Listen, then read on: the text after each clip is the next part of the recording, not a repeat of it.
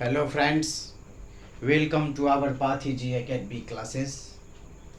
इस video lectures में आप सभी का स्वागत है। तो प्रीवियस लेक्चर्स वीडियो में हमने basis of classifications of animals के बारे में हमने कुछ बेसिक फैक्ट्स के बारे में हमने डिस्कस किया था, जैसे level of body organisation, body plan and body symmetry. आज हम basis of classification of animals के बारे में जो रिमेनिंग बेसिक फैक्ट्स हैं उसके बारे में आज हम लोग डिस्कस करेंगे। Today I am going to discuss germ layers, germinal layers. You know that zygote is the first cellular structure of any sexually reproducing organism. Zygote undergoes repeated mitotic division, that is the morula, and then blastula, and then gastrula. Gastrulation stage. Gastrula stage. During this stage, germ layers starts to differentiate, and the morphogenetic movements takes place in this gastrula stage, and the uh, inner cells differentiates to form the endoderm, and endoderm provides the lining of the digestive tract, provides the lining of digestive tube, that is the endoderm, and the outermost cells, that is the outermost cells, that is the ectoderm, which is protective in nature.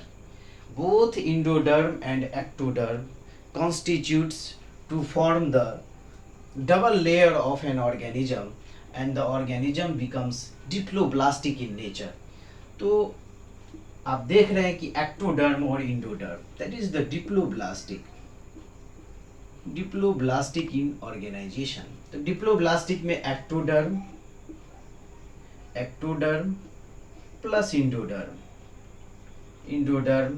constitutes to form the diploblastic organism, and that best example is the porifera and coelenterata have the diploblastic in organization, that is the ectoderm and the endoderm, and that is the digestive tract, that is the digestive tube, and that is the ectoderm. Between ectoderm and endoderm, a non-cellular gelatinous matrix structure is present between these layers, that is called as the mesogilia, or you may be called as a mesohyl layer. In diploblastic organism, a mesohyl layer, mesogilia, is present between the two layers, that is the ectoderm and endoderm, and the lining of the digestive tract is the endoderm, that is the endoderm. तो आपने देखा कि ectoderm और endoderm का formation कैसे हुआ। इन case of triploblastic organism, in case of triploblastic organism, a well differentiated mesoderm is present between the ectoderm and endoderm, and the triploblastic organism well differentiated, that is the ectoderm, and that is the endoderm, lining of digestive tract, endoderm, and that is between this layer, that is the mesoderm. Mesoderm is the well differentiated layer present between the ectoderm and the endoderm.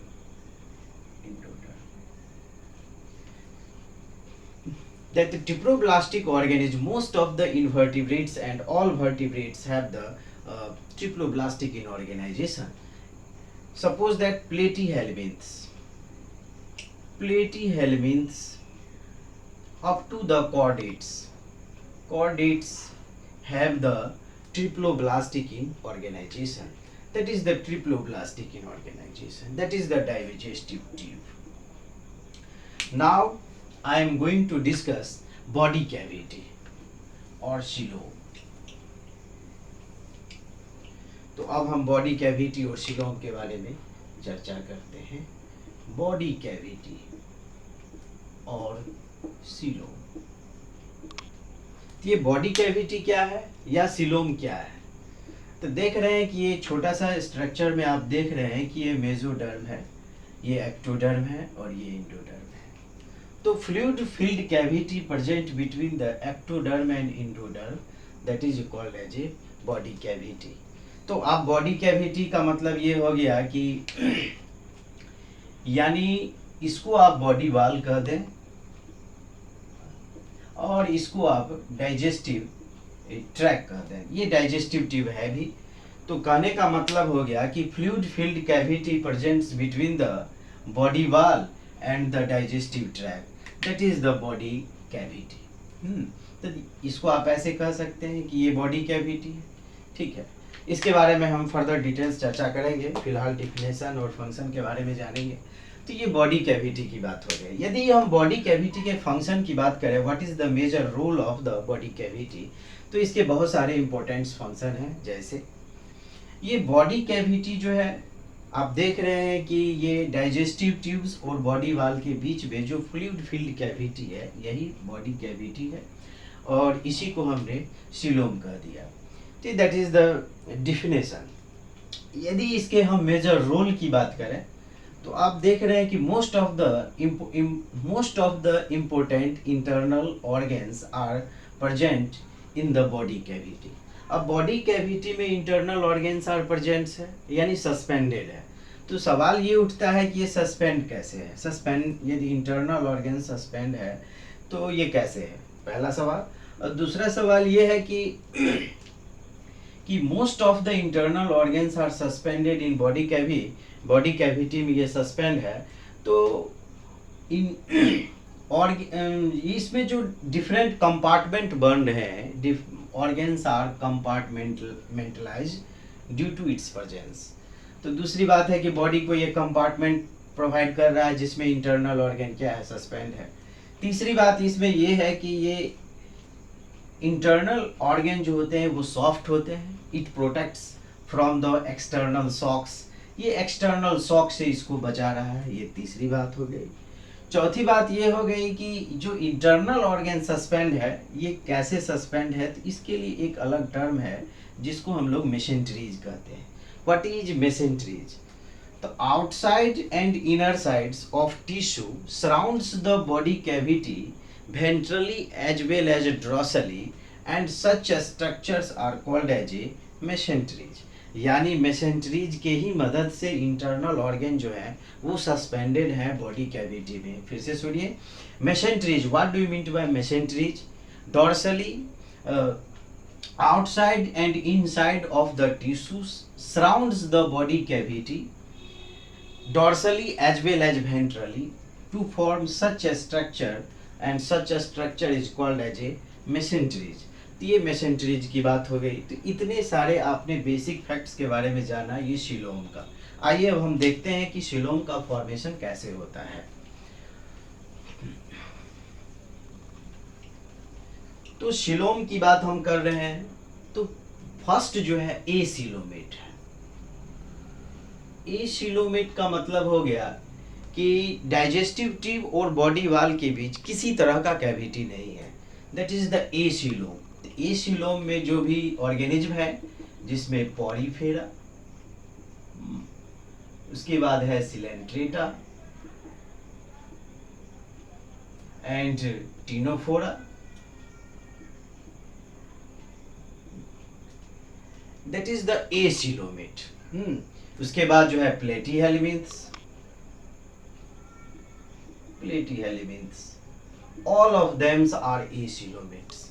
अब सवाल ये उठता है कि ये सब के सब डिप्लोब्लास्टिक है और ये सिंगल वन जो है वो ट्रिप्लोब्लास्टिक है। ट्रिप्लोब्लास्टिक इन नेचर एसिलोमेट है, जबकि इसमें 3 लेयर है तो सिलोम का फॉर्मेशन होना चाहिए था, लेकिन नहीं हो पाता है। वजह नाम से ही है प्लेटीहेल्मिन्थ्स, दैट मीन्स फ्लैट वॉर्म्स। ये फ्लैट वॉर्म्स हैं, यानी बॉडी इसका चपटा है, जिसकी वजह से इसमें सिलोम का फॉर्मेशन नहीं हो पाता है। इसके बाद नेक्स्ट फाइलम में यदि सिलोम का फॉर्मेशन बनता भी है तो वो अर्ली स्टेज का होता है, स्यूडोसिलोम का फॉर्मेशन होता है। तो उसके बाद हम लोग चर्चा करेंगे, दैट इज द एसिलोमेट। नहीं, किसी तरह के बॉडी कैविटी का फॉर्मेशन बॉडी वाल और डाइजेस्टिव ट्यूब के बीच नहीं होता है। There is no any body cavity present between the digestive tract and the body wall, that is the acoelomate, and the second one is the pseudocoelomate. pseudocoelomate का formation जो होता है ये एस हेल्विन्स में होता है, यानी राउंड वॉर्म्स में होता है, that is the pseudocoelomate। तो अब pseudocoelomates के बारे में हम थोड़ा सा डिस्कस कर लें कि ये स्यूडोसिलोमेट्स का ये फॉर्मेशन कैसे हो रहा है। तो अब देखिए, suppose that let us consider this is the outer most structure, that is the ectoderm. This is the ectoderm and that is the endoderm and that is the digestive tube and endoderm। इसकी बात हम करें तो ये ectoderm, that is the endoderm and that is the digestive tube। तो कहने का मतलब ये हो गया कि आप अच्छी तरह देख रहे हैं कि ये एक्टोडर्म है, ये इंडोडर्म है, ये डाइजेस्टिव ट्यूब है। तो स्यूडोसिलोम का फॉर्मेशन होता कहाँ है, तो पाउच लाइक स्ट्रक्चर्स है। पाउच लाइक स्ट्रक्चर्स इसमें यदि मौजूद है तो इसको हम लोग स्यूडोसील कहते हैं, दैट इज द स्यूडोसील। ये स्यूडोसील नाम से ही स्पष्ट है। Pseudo means false. आप अच्छी तरह जान रहे हैं कि स्यूडो मीन्स फॉल्स का सिलोम का फॉर्मेशन हो रहा है, लेकिन not, this is a not a false cavity but it is a fully functional cavity, that is the fully functional cavity, that is the pseudocoelom. तो स्यूडोसील का जो formation हो रहा है, it is formed from the early cavity of the embryo, that is the blastocoel.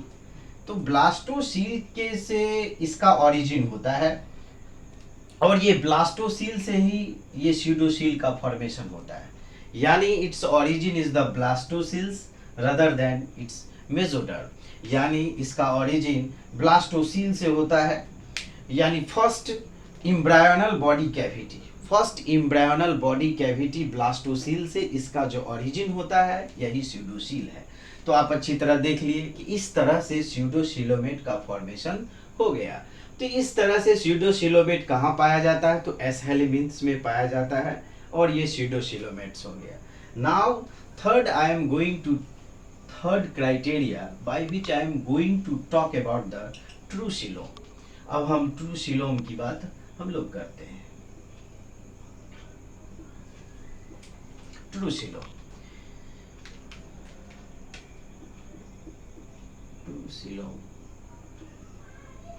Coelom का मतलब हो गया एकदम ट्रूथ कैविटी। तो ट्रूथ कैविटी का मतलब हो गया ट्रू बॉडी कैविटी, यानी ये जो बॉडी कैविटी का जो फॉर्मेशन हो रहा है, body cavity formed by the splitting of mesoderm,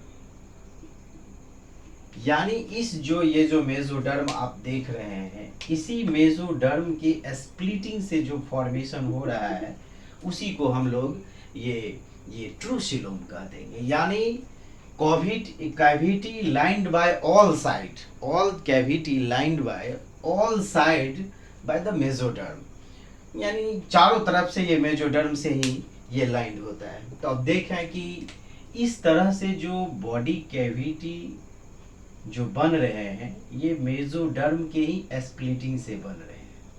अब देख रहे हैं कि ये हमने मेसोडर्म के स्प्लिटिंग से जो हमने ये जो स्ट्रक्चर्स बनाया, that is the body cavity. ये जो स्ट्रक्चर्स है ये बॉडी कैविटी है, यानी सीलोम है, सीलोम है। तो ये जो cellular lining towards the peripheral regions हैं, इसको हम लोग ये यानी ये जो भी सेलुलर लाइनिंग है दैट इज द, इसको हम पेराइटल पेरिटोनियम कह देते हैं, parietal peritoneum. And that is the cellular lining towards the inner side, इसको हम लोग विसरल पेरिटोनियम कहते हैं, visceral peritoneum. Cellular lining presents between the endoderm and the body cavity, that is the visceral peritoneum and that is the parietal peritoneum। आपने ये देखा कि ये जो बॉडी कैविटी है ये ट्रू सीलोम है। तो true coelom body cavity is formed by the splitting of the mesoderm. ये आप देख लिए कि ये ट्रू सीलोम है। This type of coeloms found in case of Annelida, Annelida, Arthropoda, Mollusca and Chordata. इन सभी में हम देख रहे हैं कि ये ट्रू बॉडी कैविटी का फॉर्मेशन होता है। तो अब हम देखेंगे कि ट्रू सीलोम ये जो है, ये तो हमने देख लिया कि ट्रू सीलोम के बारे में हमने वेल डिस्कस कर लिया। अब हम सीजोसिलिक और इंट्रोसिलिक, यदि आप देख रहे हैं कि ये जो बॉडी कैविटी का जो फॉर्मेशन हो रहा है वो स्प्लिटिंग ऑफ मेसोडर्म से हो रहा है, इसलिए इसको हम लोग सीजोसिलिक भी कहते हैं, सीजोसिलोम या सीजोसिलिक कहेंगे। अब इंट्रोसिलिक का मतलब हो गया कि यदि बॉडी कैविटी का फॉर्मेशन यदि इंट्रिक पाउच से होगा, यानी प्रिमिटिव गट से होगा, तो उसको हम लोग इंट्रोसिलिक कहेंगे, इंट्रोसिलिक कहेंगे। तो अब हम देखेंगे थोड़ा सा मोड ऑफ डेवलपमेंट की बात कर लें। तो मोड ऑफ डेवलपमेंट की बात कर लेंगे तो आपको ये अच्छी तरह से स्पष्ट हो जाएगा कि सीजोसिलोम क्या है, इंट्रोसिलोम्स क्या है, और इसके साथ ही आपको प्रोटोएस्टोम्स और ड्यूटेरोएस्टोम्स के बारे में भी आप अच्छी तरह समझ जाएंगे। तो थोड़ा सा अब हम मोड ऑफ डेवलपमेंट की बात कर लें। Now I am going to talk about the mode of development for the explanation of the protostomes and the deuterostome, introcellus and the caecocoelus। अब हम मोड ऑफ डेवलपमेंट की बात करें तो इधर मैं लिखता हूँ प्रोटोस्टोम्स, इधर मैं लिख रहा हूँ ड्यूटेरोस्टोम्स। आप अच्छी तरह से समझ रहे हैं, प्रोटोस्टोम्स यानी पहले हुआ, पहले फॉर्मेशन हुआ स्टोम्स का यानी पोर का, और इसमें ड्यूटेरो है तो बाद में। तो इसमें जो जायगोट का जो इसमें क्लीवेज होता है, माइटोटिक जो रिपीटेड माइटोटिक डिवीजन हो रहे हैं, इसमें जो क्लीवेज का पैटर्न है वो क्लीवेज जो होता है स्पाइरल होता है, स्पाइरल क्लीवेज, और इसमें जो है वो रेडियल क्लीवेज होता है, रेडियल क्लीवेज होता है। आप अच्छी तरह जान रहे हैं कि क्लीवेज के बाद जो है मोरुला है, मोरुला के बाद ब्लास्टुला है एंड देन गैस्ट्रुला है। तो गैस्ट्रुलेशन स्टेज में मार्फोजेनेटिक मूवमेंट होता है, inner cells and outer cells का फॉर्मेशन होता है। तो सपोज दैट ये जो मैं फिगर बना रहा हूँ ये मार्फोजेनेटिक मूवमेंट का है। तो इस जो ये जो स्ट्रक्चर है इसको मैं आर्केंटिरॉन कहता हूँ, आर्केंटिरॉन, दैट इज द आर्केंटिरॉन। अब यहाँ पर जो मेसोडर्म का फॉर्मेशन हो रहा है, देखिए ये जो स्ट्रक्चर यहाँ पर हम क्रिएट कर रहे हैं दैट इज द मेसोडर्म। ये जो स्ट्रक्चर्स है ये मेसोडर्म है, और यहाँ ये जो स्ट्रक्चर्स है मेसोडर्म है, और ये जो आप देख रहे हैं सीलोम है। This structure is coelom and this structure is the blastopore. तो आप एक तरह अच्छी तरह से क्लियर हो गया कि coelom is formed from the solid mass of the mesoderm, यानी सॉलिड मास ऑफ मेसोडर्म जब स्प्लिट हो रहा है तब सीलोम का फॉर्मेशन हो रहा है, that is the blastopore. And this type of organism, suppose that let us consider that is the mouth and the anus. In this case of protostomes, mouth developed first from the blastopore region, and these types of protostomes found in case of Annelida, arthropoda, mollusca. तो protostomes का development जो होता है इन phylum में होता है। तो mouth developed first in case of protostomes and the anus developed later in embryonic stage. तो आप सीलोम का भी फॉर्मेशन देख रहे हैं। इस तरह का जो सीलोम का जो फॉर्मेशन हुआ इस साइजोसीलस या सीजोसीलिक भी कह सकते हैं। सेजोसीलस का फॉर्मेशन का मतलब हो गया कि ट्रू सीलोम मतलब हो गया कि मेसोडर्म के स्प्लिटिंग से ये सीलोम का फॉर्मेशन हो गया, इसलिए इनको सेजोसीलस कर दिया। अब इधर ड्यूटेरोस्टोम की तरफ आते हैं। तो इधर जो मॉर्फोजेनेटिक मूवमेंट हो रहा है इस टाइप से हो रहा है, यानी embryonic mesoderm formed from the primitive gut. ये आप जो देख रहे हैं कि ये जो है मेसोडर्म है। Mesoderm is formed from the primitive gut. ये जो आप स्ट्रक्चर देख रहे हैं ये प्रिमिटिव गट है। आप इसको इंट्रिक पाउच भी कह सकते हैं, नहीं इंट्रोसीलस है तो इंट्रिक पाउच भी कह सकते हैं, इंट्रिक गट भी कह सकते हैं, आर्केंटिरॉन गट भी कह सकते हैं। ये क्या है? तो ये आर्केंटिरॉन है। ये क्या है? तो ब्लास्टोपोर है। अब इसमें जो डेवलपमेंट की बात, हम मोड ऑफ डेवलपमेंट की बात कर रहा था, तो अब देखिए कि इस टाइप के ऑर्गेनिजम्स में ये जो है आपका एनस है और ये माउथ है। तो इन case of deuterostomes anus developed first from the blastopore and this is the deuterostomes। तो आपने देख लिया कि ये प्रोटोस्टोम्स और ड्यूटेरोस्टोम यही इंट्रोसीलस है। और जो प्रिमिटिव गट है तो ये जो आप देख रहे हैं ये मेसोडर्म है और ये आप इंट्रिक पाउच है और यही जो स्ट्रक्चर्स है यही जो है वो सीलोम है। तो सीलोम का जो फॉर्मेशन जो हुआ इंट्रिक पाउच से हुआ, इंट्रिक गट से हुआ, प्रिमिटिव गट ऑफ आर्केंटिरॉन से हुआ, इसलिए इसको हम लोग इंटेरोसीलस कह देते हैं। तो यहीं लिख देता हूं मैं यहाँ पे लिख देता हूं इंटेरोसीलस का मतलब ये हो गया कि सीलोम का फॉर्मेशन इंट्रिक गट प्रिमिटिव पाउच से हो रहा है और इसका बेस्ट एग्जांपल जो होगा वो इकाइनोडर्म्स है। Echinoderms and Chordata. Echinoderms and Chordata have the deuterostomes and enterocoelous. तो आप अच्छी तरह देख रहे हैं कि इन फिगर से मोड ऑफ डेवलपमेंट से दो बातें क्लियर स्पष्ट हो गया, एक enterocoelous and schizocoelous and protostomic in developments and deuterostomes in development. तो इस तरह से हमने बेसिक क्राइटेरिया के बारे में डिस्कस कर लिया। तो आगे हम लोग चलते हैं मेटामेरिज्म की तरफ। तो what do you mean by the metamerism? तो मेटामेरिज्म का मतलब होता है बॉडी सेगमेंटेशन। तो बॉडी सेगमेंटेशन का मतलब ये हो गया कि बॉडी जो है डिफरेंट सेगमेंट में बटा हुआ है, that is the metamerism. Metamerism, यानी बॉडी सेगमेंटेशन।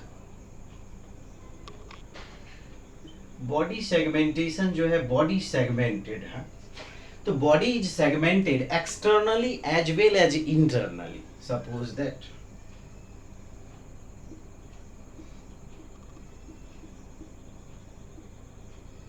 देख रहे हैं कि बॉडी जो है डिवाइड्स है internally as well as externally, तो ऐसे कंडीशन को हम लोग ट्रू मेटामेरिज्म कह देते हैं। ये ट्रू मेटामेरिज्म।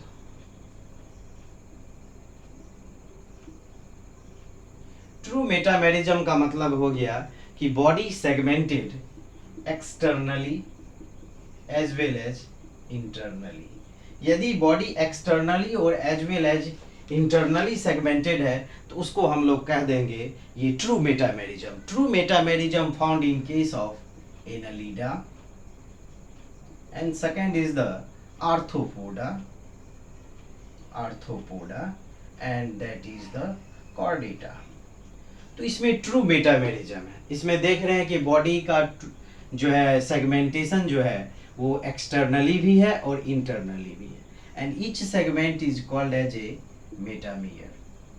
तो ये जो सेगमेंटेशन आप देख रहे हैं ये इम्ब्रायोनिक ओरिजिन है, यानी इम्ब्रायोनल स्टेज से ही बॉडी का सेगमेंटेशन जो है ये प्री डिटरमाइंड है।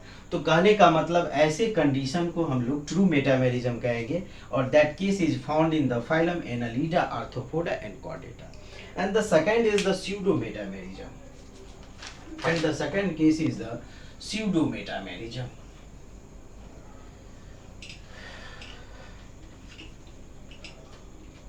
Second is the pseudo-metamerism.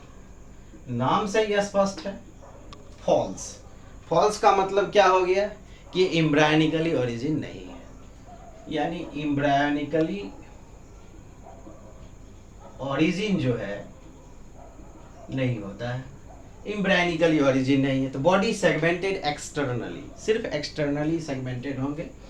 तो और तो each that is a pseudo metamerism found in case of cestodes, यानी टेप वर्म की बात कर लेते हैं, टेप वर्म की बात कर लेते हैं, सिस्टोड्स। तो ये टेप वर्म का जो सेगमेंट्स होता है इसको हम लोग प्रोग्लोटिड्स कह देते हैं, और proglottids is budded of from the neck region. तो इसको प्रोग्लोटिड्स कह देते हैं। जो टेप वर्म का जो सेगमेंट्स हैं प्रोग्लोटिड्स कहते हैं, और ये स्यूडो मेटामेरिज्म का बेस्ट एग्जांपल है ये टेप वर्म। और इसमें ध्यान रखना है कि इसका कोई एम्ब्रायोनिकली ओरिजिन नहीं होता है। तो that is the pseudo metamerism.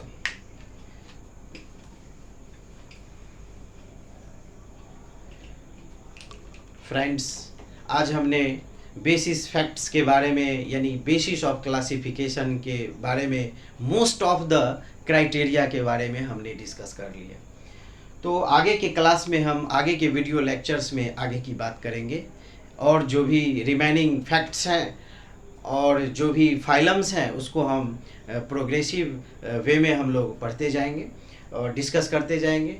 अब तक के लिए धन्यवाद। Thank you. जय हिंद।